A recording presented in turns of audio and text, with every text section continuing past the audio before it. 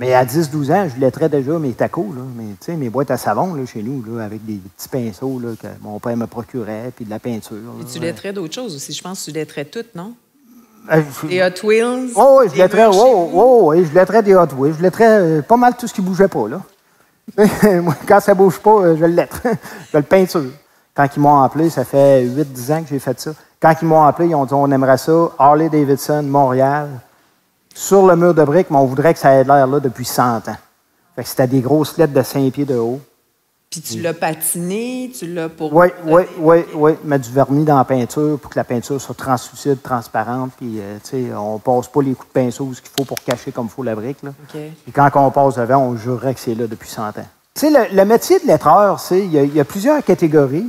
Puis, à l'époque, les gens étaient capables de spécialiser parce qu'il y avait tellement de grosses demandes. Écoutez, si vous vous promenez partout dans Longueuil, vous envoyez de l'enseigne partout. Là. Maintenant, c'est tout fait à l'ordinateur. Mais à l'époque, c'était tout fait au pinceau. Ça prenait des lettreurs pour faire ça. Fait qu'il y avait des gens qui étaient spécialisés. Il y en a qui faisaient juste l'enseigne lumineuse. D'autres faisaient juste la banderole. Lui, il fait juste la vitrine en feuille d'or. T'sais.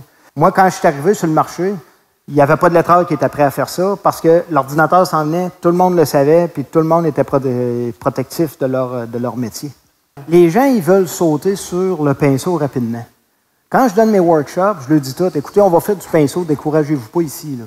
Mais si vous viendrez à moi là, pour 1 an, là, vous direz, je passe 1 an, je te donne un bon montant pour l'année, puis tu m'apprends vraiment à être lettreur, je vous le dis, là, les 9 premiers mois, vous allez juste faire de la table à dessin. Parce que je suis appelé à recréer des affiches, de l'affichage historique. Je respecte toujours les méthodes de production de l'époque quand je la crée. Si quelqu'un m'apporte un véhicule de 1950, je vais le lettrer pas de tape parce qu'il ne prenait pas de tape dans ce temps-là. Le tape est arrivé tard dans les années 50, début 60, puis ça a pris un bon 10 ans avant que les gens s'habituent parce que au début, c'était considéré comme un handicap. Oh, pas besoin de tape, voyons donc, pas besoin de tape. Tu as besoin du tape pour lettrer. Pourquoi lettrer à la main encore en 2020? Parce que c'est le fun. Super.